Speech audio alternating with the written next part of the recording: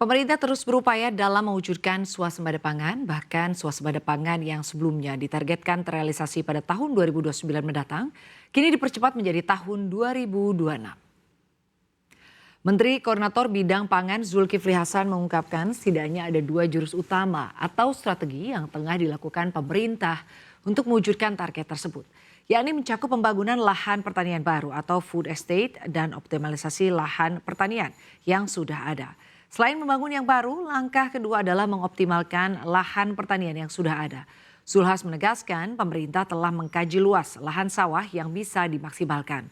Dari hasil kajian yang dilakukan, luas sawah yang ada mencapai 7,4 juta hektar dengan total lahan pertanian sekitar 10 juta hektar.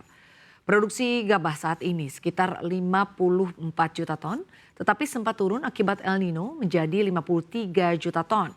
Salah satu kendala utama adalah masih banyak sawah yang hanya bisa panen sekali setahun karena bergantung pada curah hujan. Ini artinya pemerintah harus mendorong pembangunan infrastruktur irigasi demi meningkatkan produktivitas lahan tani.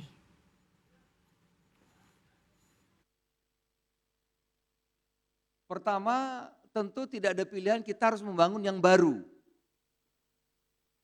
Pertambahan penduduk,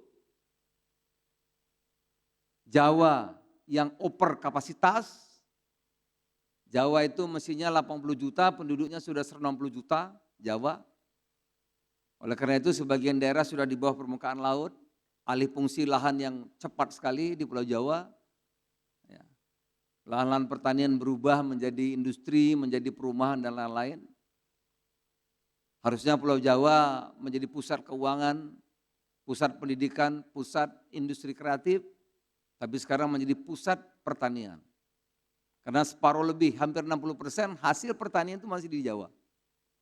Oleh karena itu kita memang harus membangun yang baru. Yang kita kenal dengan food estate itu.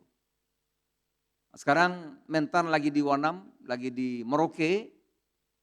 Ya, di sana besar sekali, Merauke itu satu kabupaten mungkin lebih luas dari Pulau Jawa. Akan dikembangkan 1-2 juta lahan pertanian. Kemudian di Kalimantan Tengah, Kalimantan Timur dan daerah-daerah lain. Nah saudara-saudara, yang baru harus kita kembangkan tetapi butuh waktu yang lama. Paling cepat 5 tahun, mungkin 7 tahun paling cepat. Jadi selama 28 tahun tidak ada irigasi yang baru. Ya, ada yang rusak, ada yang belum dibangun. Inilah yang menjadi fokus kita. Oleh karena itu kami rapat, minta ratas dengan Pak Presiden, Pak ini ada masalah irigasi.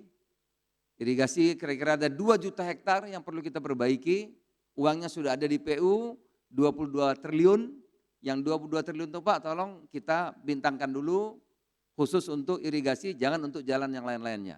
Sudah putus Pak. Jadi langkah pertama kita membangun irigasi. Begitu selesai rapat ada masalah.